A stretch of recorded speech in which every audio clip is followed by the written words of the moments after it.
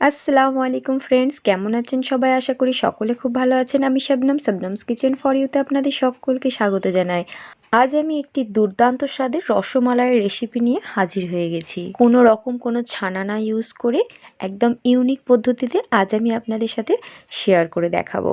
এটি বানানো যতটা সহজ, খেতে হয় অসাধারণ। আপনারা একবার না খেলে এর টেস্ট আপনারা বুঝতে পারবেন না। একবার যদি খান, আশা করছি এর স্বাদ জীবনে আপনারা ভুলতে পারবেন না। তাহলে চলুন দেখিনি আজ আমি এটি কিভাবে বানাবো। প্রথমে দেখুন, আমি এখানে দুধ নিয়েছি। আমি এখানে 700 গ্রাম দুধ নিয়েছি। এটাকে এবারে আমি খুব ভালোভাবে জাল করে নেব। দেখুন কিছুক্ষণের মধ্যেই এটা এবারে গরম হয়ে গেছে দুধটা। এখানে আমি অ্যাড করব 2 টেবিল স্পুন পাউডার দুধ। এতে করে মালাইটা খেতে আরও ভালো লাগবে। এখানে পাউডার দুধটা দিয়ে আমি খুব ভালোভাবে মিশিয়ে নিচ্ছি দুধের সাথে। গুড়ের রসমালাই কার না খেতে ভালো লাগে না। তো এখন শীতকালে গুড়টা খুবই ফ্রেশভাবে পাওয়া যায়। তো এখানে আমি কিছুটা পরিমাণ গুড়কে এইভাবে ভেঙে এর মধ্যে দিয়ে নেব। এবারে দুধের সাথে এটাকে ভালোভাবে মিশিয়ে নেব। আমি এখানে খেজুরের গুড়ের পাটালিটা ইউজ করলাম। আপনাদের কাছে যদি লিকুইড গুড় থাকে কোনো অসুবিধা নেই, সেটাও দিয়ে নিতে পারেন। খালি যখন লিকুইড গুড়টা দেবেন একটু গ্যাসের ফ্লেমটা লো করে দেবেন। আমি এখানে দুটো তেজপাতা অ্যাড করে বেশ কিছুক্ষণ জাল দিয়ে নিয়েছি। এতে করে মালাইয়ের ফ্লেভারটা খুবই ভালো আসবে। দেখুন এখানে দুধটা ফোটাতে ফোটাতে অনেকটাই কমে এসেছে। যখন এইভাবে কমে আসবে তখন এখানে অ্যাড করব এলাচের গুঁড়ো। আমি হাফ চামচ দিয়েছি। এতে করে একটা সুন্দর ফ্লেভার এর মধ্যে মিশে যাবে। আর ধারে দেখুন যে মালাইগুলো লেগে যাচ্ছে, এগুলোকে আমি এইভাবে স্প্যাচুলারের সাহায্যে ভালোভাবে মিশিয়ে নেব দুধের মধ্যে। এই পর্যায়ে গ্যাসের ফ্লেমটা একদম লো করে এটাকে আরও গাঢ় হতে দেব। অপরদিকে যেটার জন্য এতটা ইউনিক এর টেস্টটা, তার জন্য এখানে একটা ডো বানিয়ে নেব। দেখুন আমি এখানে খোয়া ক্ষীর নিয়েছি। দিচ্ছি এর মধ্যে চালের গুঁড়ো। যে কেনা চালের গুঁড়োটা হয় সেই কেনা চালের গুঁড়োটা আমি 2 টেবিল স্পুন দিয়ে নিচ্ছি। এখানে অল্প পরিমাণ লবণ দেব আর দিয়ে দেব এখানে হাফ চামচ এলাচের গুঁড়ো।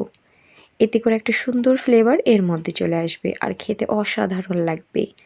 আর দিয়ে দেব এখানে 2 চামচ চিনি গুঁড়ো। এখানে পাউডার করে দেওয়ার চেষ্টা করবেন, এতে করে মাখাটা খুবই ভালো হবে। আর দেখুন আমি যে খোয়া ক্ষীরটা এখানে ইউজ করছি একদম ঝুরো ঝুরো। আপনারা খোয়া ক্ষীর যে কোনো মিষ্টির দোকানে সহজেই পেয়ে যাবেন।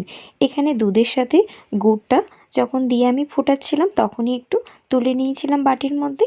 আমি এটাকে দিয়ে খুব ভালোভাবে মিশিয়ে নেব। এতে করে এটা খুব ভালো খেতে লাগবে। এখানে ডোটা অল্প অল্প করে এইভাবে দুধ দিয়ে ভালো করে মেখে নেব। এখানে একটু দানা দানা আমার যে খোয়া ক্ষীরটা আমি নিয়েছি এখানে, তো খুব ভালো করে হাতের সাহায্যে এটাকে বেশ কিছুক্ষণ ধরে আমি মেখে নেব। এখানে ডোটাকে বেশি নরম করা যাবে না, তা না হলে এগুলো যখন আমি দুধের মধ্যে দেব ভেঙে যাওয়ার ভয় থাকবে।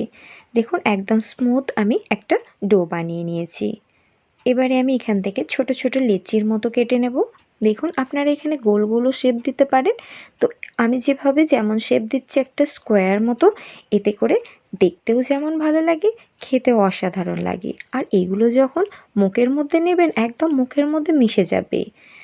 আমি একটা স্কোয়ার শেপে দেখালাম আর একটা রাউন্ড শেপে দেখালাম। আপনাদের যেমন ইচ্ছা আপনারা সেরকম বানিয়ে নেবেন। তা আমি এরকম স্কোয়ার শেপে সবগুলো বানিয়ে নেব। এখানে আমি এইভাবে বেশ অনেকগুলোই করে নিয়েছি। আমি আবারও একটা আপনাদের করে দেখাচ্ছি সুবিধার্থে, যাতে আপনাদের বুঝতে সুবিধা হয়।